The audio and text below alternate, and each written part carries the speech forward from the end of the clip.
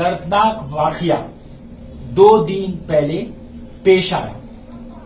आप ये देख रहे हैं, ये बंदे का नाम है उमर और ये बंदा हैंडीकैप है और इसको लगातार फिट्स की बीमारी है। और ये बंदे का एक छोटा सा किराना की दुकान है। वो किराने की दुकान पर बल्लू नामी एक शख्स, जिसका पहले से क्रिमिनल बैकग्राउंड है, वो शख्स आके ये उमर भाई को ऊपर अजियत करता है, डराता है, धमका के उसके जो चीज जो ये बंदा बेच रहा वो छीन के लेके जा रहा। ये लगातार 1, 2, 3, 4 दिन से फलसफा चलते रह रहा था। एक दिन उसकी शैतानियत और उसका अंदर का जानवर इस कदर जाग उठा कि वो आके जब छीनने लगा ये चीजा उमर भाई से, तब उमर भाई रोकने की कोशिश करे तो बेतहाशा उमर भाई पे हमला करा। ये हमले में उनका एक हाथ फ्रैक्चर हो गया, ये जमीन पर गिर गए और इतने गाली गलोच करके जो चीज उसको छीनना है बराबर उन्हें छीन के वो दुकान से निकल गया। आज पुलिस की हिरासत में है वो, मगर मैं पुलिस स्टेशन हुमायूं नगर पुलिस स्टेशन के सीआई साहब से हुमायूं नगर और नामपल्ली पुलिस स्टेशन से मैं सीआई साहब से मुतालिबा कर रहा हूं। जब आपको मालूम है कि बल्लू नाम का शख्स इनके ऊपर हमला करा, अजियत करा, इनका हाथ तोड़ डाला और आपको सब मालूम है कि आप उसको हिरासत में ले लिए। कंप्लेनेंट बोल रहा कि ये शख्स मेरे पे अजियत करा, हमला करा, उसके बाद आप खाली एफआईआर का एक्नॉलेजमेंट देते और एफआईआर की कॉपी आप नहीं देते और एफआईआर नहीं रजिस्टर करते। ये कहां का इंसाफ है, जरा मेरे को बोलो। राशिद भाई, एक सवाल था आपसे कि ये इत्तला ये 2 दिन से जो है न्यूजों में वायरल हो रहा है कि ये लड़का जो बल्लू बलराम के नाम से जाना जाता है धोबीघाट में, जो लोगों पे जुल्म किया, हबीबनगर पीएस में भी एक सुनने में आ रहा है, एक ऑटो ड्राइवर को जो है हमला किया।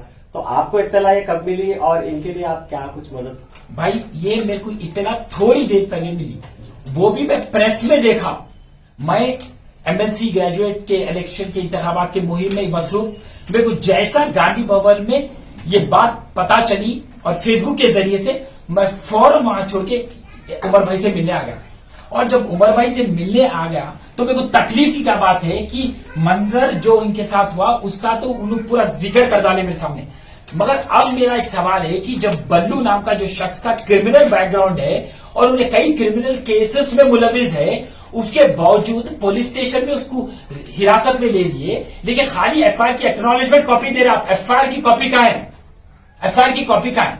तो लिहाजा मेरा काम यह रहेगा कि मैं यहां से सीधा जाऊंगा नामपल्ली पुलिस स्टेशन, जाके एफआईआर दर्ज करा के एफआईआर कॉपी लेके आके उमर भाई के हाथ में दूंगा। और एक सवाल और जी, इनको आपके हिसाब से जब आप यहाँ पे पहुंचे तो इनके हालात देखे तो कुछ जानी नुकसान या माली कुछ हुआ इनको? भाई मैं जब जाके मुआयना करा तो इनका जो छोटा सा एक दुकान है, छोटी सी जो दुकान है, पूरी तबोताराज हो गई। जितने भी चीज ये बेचते थे, चाहे चिप्स की पैकेट रहने दो, चाहे वो साबुन रहने दो, चाहे वो बिस्किट रहने दो, चाहे पानी के बोतल रहने दो, पूरा अफरा तफरी मचा डाला वो शख्स आके। अफरा तफरी मचाया, माली नुकसान दिया, उसके बाद में भी इनके ऊपर हमला करा और हमला करते हुए बोल रहा करते तेरे को तो मार डालता हूं, तेरे को तो मार डालता हूं, तेरे को नहीं छोड़ता हूं। तू मेरे को ये चीज देने से इनकार कैसा कर रहा? देना पड़ता।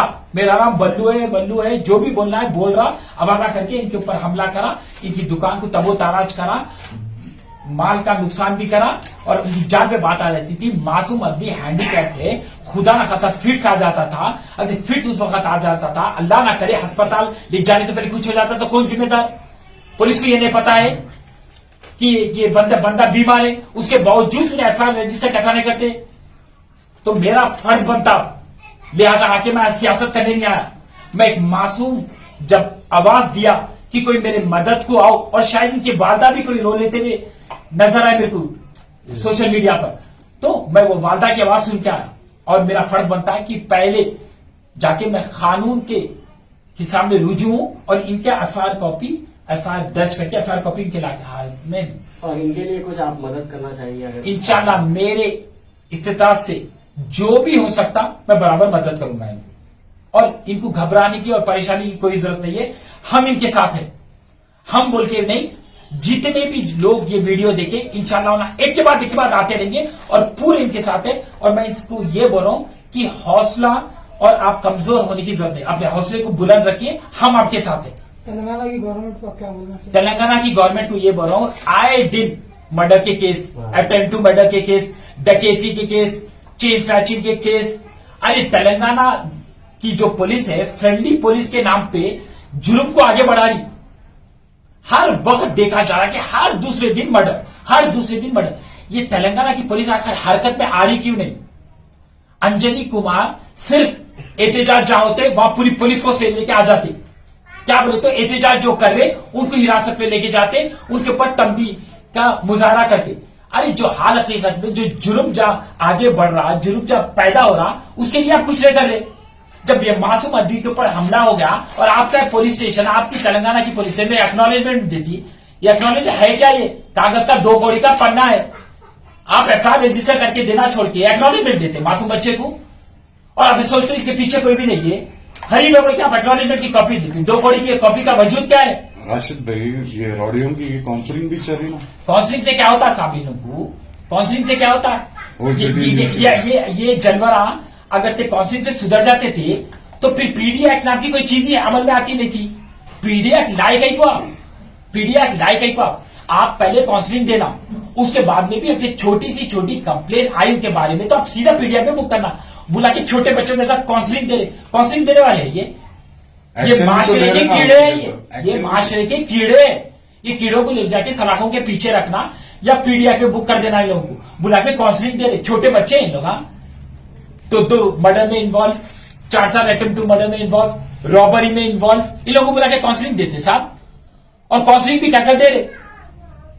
आराम से बैठ के कुर्सी पे, ऐसा आप नहीं करो, ऐसा करेंगे तो ऐसा होगा, ऐसा करें तो ऐसा। ये काउंसलिंग का तरीका है? नहीं, पीएस में बुला के भी काउंसलिंग हो रही है, डोर टू डोर भी काउंसलिंग हो रही है। मैं देख देख के थक गया ये काउंसलिंग का। अगर से ये काउंसलिंग सही तरीके से देते थे तो इतना जो जुर्म आगे बढ़ रहा रियासत तेलंगाना में, क्या आगे वो बढ़ता था?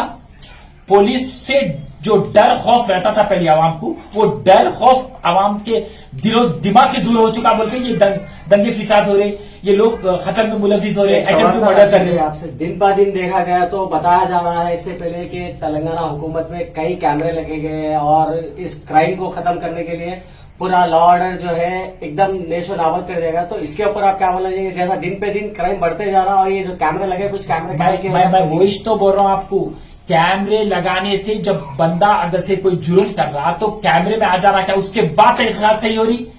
अब जब कैमरे की तो दूर की बात आओ, अब ये केस में आप देखेंगे जब शख्स खुद ठहर के बोल रहा कि मेरे को एक जना आके मार के गया, एम्बेसी रिपोर्ट आ चुकी, बंदे का हाथ फ्रैक्चर हो गया, मेंटली रिटायर्ड है, उसके बावजूद भी एफआईआर कॉपी अब तक रजिस्टर्ड नहीं हुई, ना तो एफआईआर कॉपी हाथ में आई।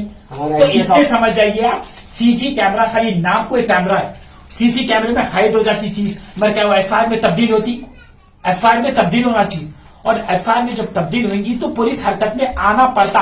पुलिस हरकत में आना नहीं चाहिए बोलते एफआईआर कॉपी रजिस्टर नहीं करना चाहिए। तो अभी सीसी कैमरास को ले लेके ये पुलिस स्टेशन में बुला के जो काउंसलिंग दे रहे, उसे क्या होता साहब? कुछ भी नहीं होता। क्या इंसाफ दिला पाएंगे? क्या उनको इंसाफ दिला पाएंगे? इंसाफ दिलाएंगे नहीं। अब 10 मिनट में जाके बैंड बाजा बारात निकाल दे तो पुलिस स्टेशन का, मेरे को एफआईआर कॉपी हाथ में नहीं देंगे तो मैं एहतजाज करूंगा, और आपका फर्ज बनता मैं वहां जाके पहले एफआईआर कॉपी पूछूंगा। अगर से एफआईआर कॉपी वो लोग नहीं देंगे तो मैं इतना करूंगा, आप वहां फौरन आ जाना। उसके बाद में तेलंगाना की पुलिस को इनके सामने झुकना पड़ेगा। जी बोलिए। इंडिया फर्स्ट 199 कस्टम स्टोर में आपका स्वागत है। Podium mall, Tolichowki, ground floor.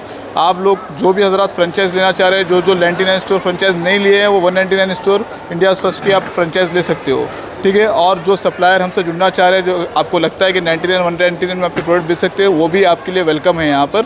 आप आइए, मुझसे मिलिए। 3 बजे से लेकर शाम के 9 बजे तक यहाँ पर रहता हूँ मैं, और कांटेक्ट करिए नीचे लिखे हुए नंबर पे।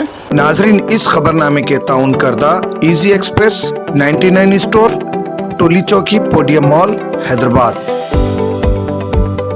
दोस्तों, आज ही विजिट करिए Easy Express 99 store, Podium mall, Tolichowki, ground floor, और हमसे मिलकर जानिए बिजनेस करने का तरीका। होलसेल में आप मुझसे माल ले सकते हो और फ्रेंचाइज के बारे में जानकारी ले सकते हो, किस तरीके से खोलना है, प्रमोशंस वगैरह के बारे में। कांटेक्ट करिए इस नंबर पे। 99 चलो चले 99 इजी एक्सप्रेस 99 चलो चले 99 चलो चले 99 चलो चले 99 इजी एक्सप्रेस 99 चलो चले। नाजरीन, इस खबरनामे के ताउन करदा इजी एक्सप्रेस 99 स्टोर, टोली चौकी, पोडियम मॉल, हैदराबाद।